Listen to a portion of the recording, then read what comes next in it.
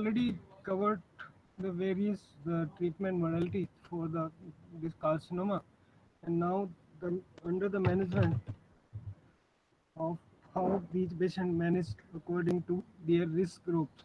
So I have already discussed some part of the risk group, a very low risk group patient, because the incidence of inguinal metastasis is anecdotal at best of patient with stage 1 primary tumor. Observation is reasonable for those patients with normal inguinal examination finding. For patients with palpable adenopathy, a course of antibiotics should reveal those whose adenopathy is related to infection versus metastasis. A persistently palpable node should undergo fine needle aspiration cytology. If the result is negative, an excision biopsy is recommended. For the biopsy finding is abnormal ipsilateral inguinal dissection with contralateral superficial modified complete dissection is performed.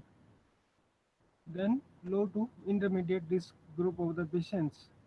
In these groups, several series have combined patients with stage T1, grade 1 and grade 2 tumors have found them to exhibit less than 10% of incidence of inguinal metastasis. However, the incidence of metastasis among strictly T1 grade 2 tumors 25 to 44% may be higher and variable recommendations have been made. Then come the high risk group of the patient. For the high risk for the incidence of inguinal metastasis ranges from 50 to 70%. According to the recent European guideline, patients with T1 grade 2 tumors exhibiting a nodular growth pattern or vascular invasion are managed according to this stratification. The surgical approach is designed to maximize detection and treatment for those with proven nodal metastasis while limiting the morbidity of those with negative lymph node at surgery.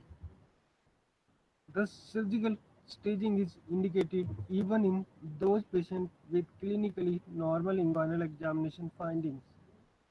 In this setting, antibiotic use minimize the risk of inguinal wound infection or septic complication after control of an infected primary tumor rather than influencing the decision for surgical staging. Patients with normal inguinal examination finding are offered bilateral superficial resection, complete modification.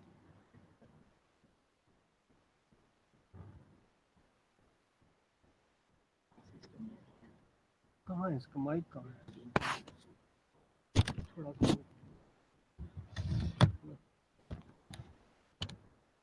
Patients with normal inguinal examination finding are offered bilateral superficial resection, complete modification dissection. If frozen section results reveal no metastasis, the procedure is concluded.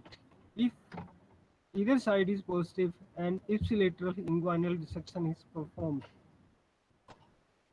Patient with unilateral resection adenopathy that is strongly suggestive of metastasis should undergo an ipsilateral inguinal dissection and a contralateral superficial or complete modified dissection.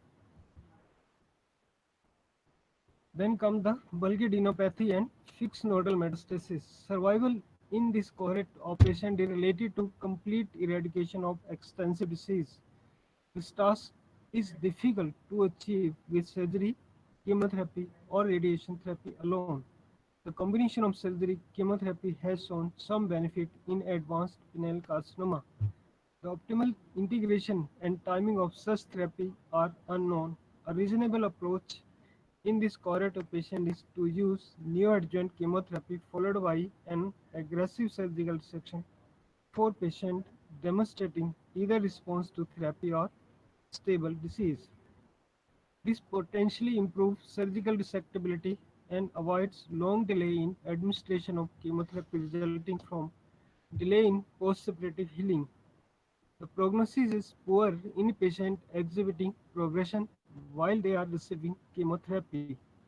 Palliative groin dissection is a consideration but rarely provides significant palliation. Hemipelvilectomy in patients without distant metastasis has been reported. Endoluminal vascular stents have also been reported to have transient success in preventing vascular erosion by tumor. Clinical trial of novel systemic strategy and radiation therapy to affect area provided the next level of care. With further progression, supportive care provided by hospice services can provide valuable daily support to patients with end-stage disease. Then come the radiation therapy for carcinoma penis. The radiation therapy for the primary lesion has significant curative potential and may permit relative preservation of penile form and function. If local control is not achieved, salvage surgeries may still be curative. Thus, in a subset of men with penile cancer, radiation has an initial strategy represent a reasonable treatment strategy. Both external radiation therapy and interstitial brachytherapy are currently utilized in treating the primary tumor. Before radiation therapy is performed, circumcision is necessary to expose the lesion to allow resolution of any surface infection and to prevent maceration and superficial edema. Then comes the external beam therapy. External beam radiation therapy has several advantages. It is widely available, delivers a homogeneous dose, does not require the same expertise with respect to technical skill required for delivery of effective brachytherapy. In their review, the study run by Crook described contemporary doses and fraction or ranging from 60 GI in 25 fraction liver over 5 weeks to 74 G in 37 fraction delivered over 7.5 weeks. This contrasts to lower dose of 50 to 55 G cited in older series. One of the challenges of external radiation therapy is immobilizing the penis to achieve consistent targeting of tumor as treatment progresses. Both wax block along with a C-Thoro variant Perthes have been used for this purpose in addition to treating the patient in a prone position with penis suspended in a small water bath. In the study, the group described the efficacy of both external beam therapy and interstitial therapy with respect to local control, cause-specific survival, complication, and penile preservation. The 5-year local control rate among patients treated using a variety of techniques ranged from 44 to 69.7% with penile preservation rate from 50 to 65%. Thus, the ability of primary external beam radiation therapy to control the primary tumor was inferior to that of traditional surgical techniques. However, further local control in most cases was achieved by partial or total amputation. Then comes the brachytherapy. As an alternative to external beam radiation therapy, interstitial therapy with a variety of radioisotopes like radium 226, iridium 192, or cesium 137 have been used. The study done by Gerber-Lett using percutaneous placed interstitial iridium 192 implants reported successful local control in 82 to 109 patients, 82% in 109 patients with long-term survival of 75 to 80% patients with tumor-free regional lymph nodes. The alternatively iridium 192 wires are placed in plastic molds worn in close up position to the penile shaft for 12 hours or so daily for a period of 7 to 10 days for a total tumor dose of 60 J. The 2-year actuarial local failure rate was 85% and successful penile projection was 83%. Obviously, tumor would only be clinically staged, and authors stated that clinical distinction between T1 and T2 is subjective. The failure related to tumor grade but not tumor size. Therefore, selection of the patient for prophylactic lymph node dissection should be the same as selection for patient having surgical removal of primary tumor. Overall local control provided by interstitial therapy appeared superior to that of provided by external beam radiation therapy with 5-year local control from 70 to 87%. The net preservation rate are highest at 5 year, that is 74% to 88%, with the same decrease at 8 to 10 years 67 to 70%. The adverse effect related to the radiation therapy. There are significant disadvantages to radiation therapy. The squamous cell carcinoma is characteristically radio-resistant, and the doses required to sterile the tumor may cause urethral fistula, stricture, stenosis, with or without penile necrosis, pain, or edema. In some instances, secondary penectomy may be required, and penile necrosis was seen in up to 23% of patients treated with external beam or interstitial therapy, but appeared more common with brachytherapy. In the case of necrosis, a diagnostic dilemma exists in determining whether recurrent cancer is present, and biopsy may be indicated. Close follow-up and treatment with antibiotics, vitamin E, corticosteroid, and hyperbaric oxygen have been recommended. Urethral stenosis was noted in 10 to 45% of the patients, may be related to increased dose perfection in those treated with external beam therapy or needle spacing among those treated with brachytherapy. Urethral stricture often occur late and based upon severity may be managed with repeated dilation or in some cases erythroplasty. The benefit of avoiding a mutilating surgical procedure are obvious, and although sexual function is generally reported to be preserved, the side effects of radiation on sexual quality of life have not been studied with validated instruments. In addition, patient and physician must carefully consider the unique acute and long-term side effect of radiation therapy. Radiation therapy is usually administered for a period of 3 to 6 weeks and is followed by several months for morbidity. This may pose a formidable burden in elderly patients. By contrast, partial penectomy offers a prompt and effective treatment with relative few side effects, limiting activity in postoperative period. The organ-sparing benefit of radiation must be compared with surgical choices such as laser therapy, Mohs, microsurgical, and reconstructive surgery, all of which can provide a surgical treatment while minimizing functional loss and potentially avoiding the long-term risk of recurrence, necrosis, and urethral stenosis that may occur after radiation therapy. Age and comorbidities may also direct treatment with surgery as a possible solution. Then radiation therapy for inguinal area. Assessment of treatment of the inguinal area by primary radiation therapy is hampered by uncertainty arising from the inaccuracy of clinical staging and frequent lack of histological confirmation of nodal metastasis. Other objections to the treatment of inguinal nodes metastases are that the inguinal area tolerate radiation poorly and are subject to skin maceration and ulceration. Both the therapeutic and adjuvant use of radiation in the treatment of regional nodes have fallen out of favor with little contemporary data available for review. Even if metastases were documented by node biopsy, the efficacy of subsequent radiation is impossible to judge because all the tumor may have been removed by the biopsy. Radiation biopsy for inguinal metastases documented by histological examination have been compared with surgery for those node positive patients.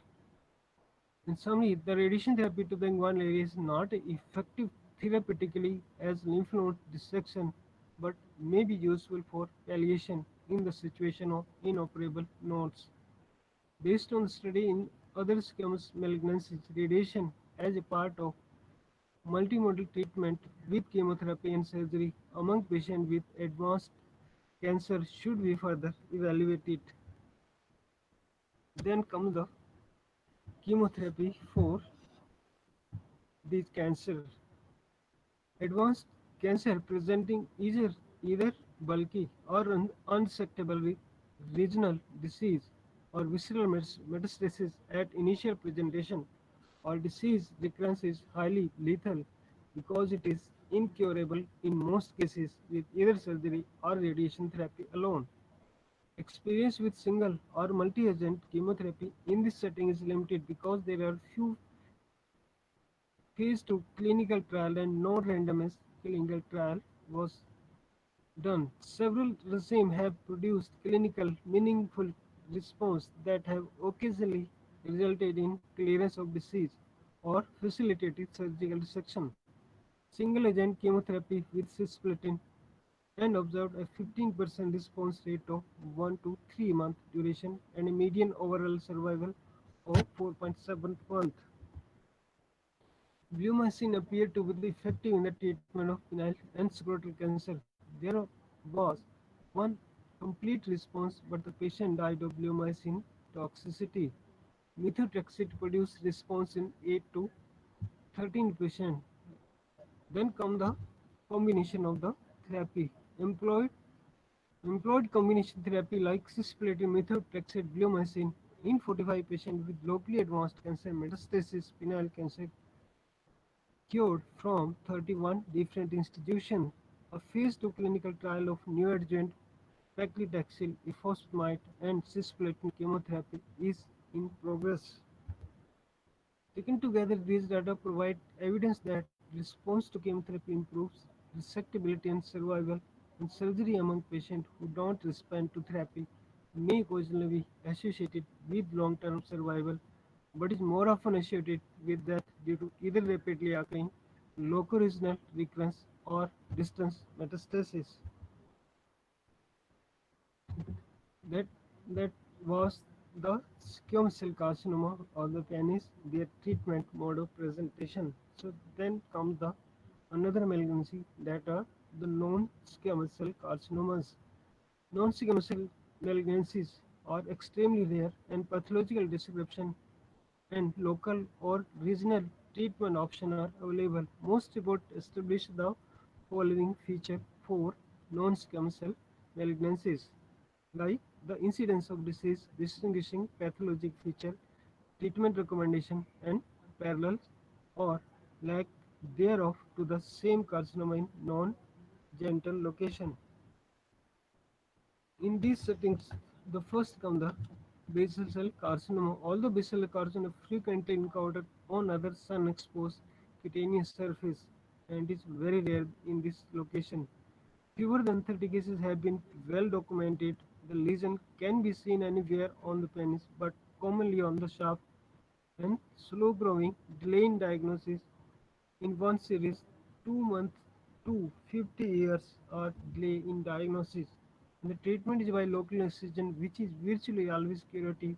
A benign variant of basal cell carcinoma, the pre-malignant fibroepithelial of Pincus have reported to occur on the penile shaft. The diagnosis made by external biopsy and excision have been uniformly curative. Then, melanoma and basal cell carcinoma rarely occur on the penis, presumably because of organ skin is protected from exposure to sun. The malignant neoplasm arising from the supporting structure of the penis are also rare, include any combination of tumor of smooth or striated muscle or fibrous fatty or vascular tissue. Information about the appropriate treatment of these malignant neoplasm is derived from the review of single case reports and small series only.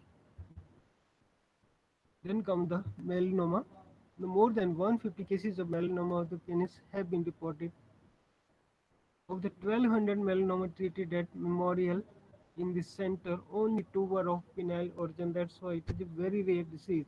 And in the University of Texas, less than 1% of the primary penile cancer were malignant neoplasm.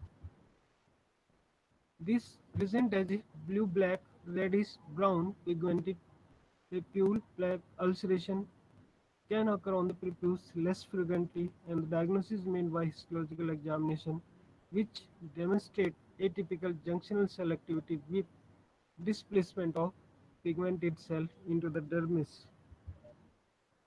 The prognostic features that have been found significant for melanoma in other sites such as depth of invasion and thickness of the tumor have not been prospectively applied to penile lesion because experience with these lesions is limited and distal metastasis spread have been found in 60% of the patients. However, in the series found by Sanchez that patients with early stage melanoma had excellent outcome if primary tumor were of low stage and regional lymph nodes were negative.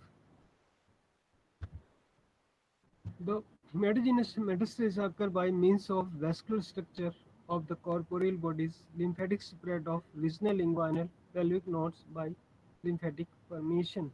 Surgery is the primary mode of treatment. Radiation therapy and chemotherapy are of only adjuvant or palliative benefit.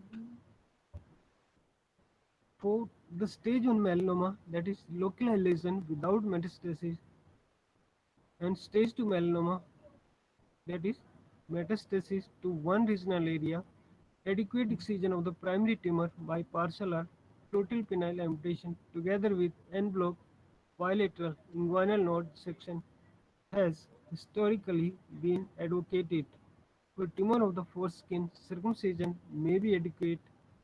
For glass tumor, a primary penectomy was recommended, and for shaft, a partial or total can be performed. The authors recommended bilateral modification inguinal lymph node dissection in all patients with dissection that Westlock depth 1 mm or greater with isolation or with Clark level 4 or 5 involvement. Although sentinel nodes biopsy technique are increasingly utilized in more common sites of melanoma, its use in penile melanoma is unproven and a learning curve of 25 cases with the rare malignancy may be barrier. The prognosis of the patient with penile melanoma is clearly dependent on stage of the primary tumor and the presence or absence of inguinal metastasis. Then comes the sarcoma has reported to masquerade as a peony plaque, and malignant lesions were found more frequently on proximal shaft. Benign lesions were more often located distally. The most common malignant lesions were those of vascular origin, that is, hemangioepithelioma, followed in frequency by those of neural, myogenic, and fibrous origin. Single case report of sarcomatous lesion have been published. For example, malignant fibrous histiocytoma, angiosarcoma, leiomyosarcoma, epithelioid sarcoma, hemangioepithelioid, and osteosarcomas. Sarcomas have been classified as superficial when they arise from the integumentary supporting structure and as deep when they develop from the corporeal body supporting structures. Wide local surface excision and partial penile amputation of the superficial tumor have been suggested and used successfully in isolated cases. Total penile amputation have been resected for tumor of deep corporeal origin. However, local recurrence are features of sarcoma and distance metastasis are also unusual. The radiation therapy and chemotherapy have not been used extensively. Kaposi sarcoma, which is usually a cutaneous manifestation of a generalized lymphoretical disorder, may produce genital lesion, but is now most frequently associated with humoral immunodeficiency virus. Extramammary Paget disease. Extramammary Paget disease of the penis is rare with fewer than 30 cases and appears grossly as an erythematous, well-documented area that cannot be clinically distinguished from erythroplasia of Kielet, Bowen disease, or carcinoma in situ of the penis. The clinical presentation include local discomfort, pruritus, occasionally a serosyngenous discharge involving penis scrotum, even the perianal area. On microscopic examination, identification is clearly made by presence of large oval clearly staining hydropic cell with hypochromatic nuclei. The cell often stain positively for cytokeratin 7 in addition to carcinoembryonic antigen and show gross cystic fluid protein. The tumor behaves as a slow-growing intraepithelial adenocarcinoma with cell derived from apocrine glands. With the time, the cell may become invasive with the dermal tumor deposits metastasizing to regional nodes via dermal lymphatics. Then come the adenosquamous carcinoma. This is a still available tumor by both glandular and squamous histologic elements that are independent of urethral glands. It presents a large 5 to 9 centimeter firm grayish-white glandular exovitec mass involving the distal shaft or glans. On microscopy examination of the glands contain mucins and are positive for carcinoembryonic antigen. Lymphoretical malignant neoplasm. Primary lymphoretical malignant neoplasm rarely occur on penis. Leukemia may infiltrate the corpora, resulting in priapism. A thorough search for systemic disease is necessary when lymphomatous infiltration of the penis is diagnosed. If the penile lesion is indeed a primary tumor, systemic chemotherapy may be administered.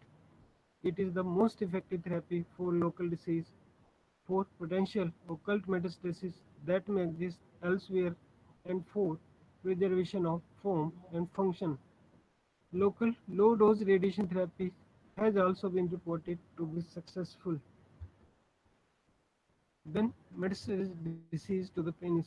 The metastatic lesion to the penis are unusual with fewer than 300 cases reported, and their frequency is somewhat puzzling when one considers the rich blood and lymphatic supply to the organ and its proximity to the bladder, prostate, rectum, or frequently involved with neoplasm. It is from these three organs that majority of the metastasis penile lesion originate, and the most likely route to spread are by direct extension, retrograde venous and lymphatic transport, or arterial embolization. Other sources of penile metastasis emanate from the GI tract, testis, and kidney. The most frequent sign of penile metastasis is priapism, penile swelling, nodularity, ulceration, and urinary obstruction and hematuria may occur, and the most common histological finding invasion by metastatic lesion is the replacement of one or both corporeal, which explain the frequent occurrence of priapism. Solitary cutaneous, superficial, or granular deposits are less common.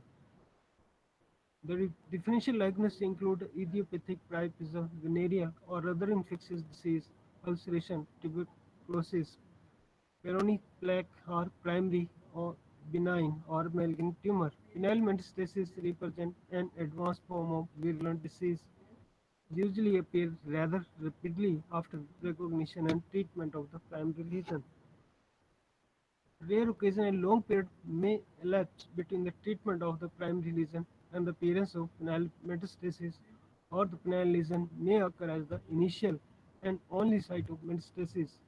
Radiation therapy has generally been unsuccessful, and chemotherapy has not been employed in sufficient number of cases to warrant definite recommendation. So this is all about the carcinoma penis and their treatment. What are the option of treatment of carcinoma penis? In our next class, we will discuss about the carcinoma of the testes. So this is all about this carcinoma, and we will mark your attendance, but be careful